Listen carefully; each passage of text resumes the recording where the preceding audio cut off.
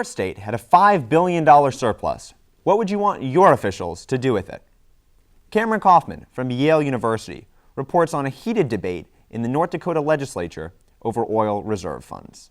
North Dakota has amassed a fund of over $5.2 billion in state oil tax revenue.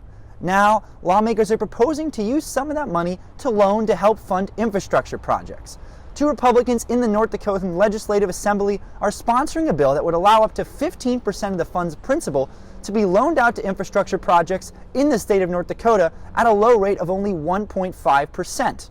Now, North Dakotans voted to establish the fund in 2010, mandating that 30% of the state's oil and natural gas tax revenue be put away each year and not spent until at least 2017.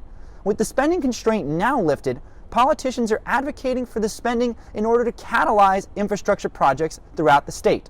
For example, the town of Minot is seeking hundreds of millions of dollars to help fund a flood protection program, and the city of Fargo is seeking $2 billion to help divert the Red River.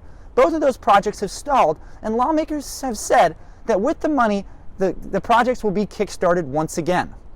Now, one more important thing to note is that this legislation will take a 2/3 majority to pass due to the fund's legal structure.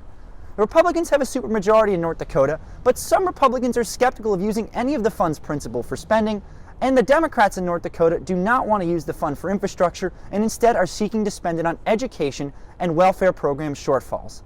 If the program does pass, though, it could serve as an interesting model for states looking to stimulate infrastructure projects without raising taxes. Coming to you here from New Haven, Connecticut, I'm Cameron Koffman, the Underreported.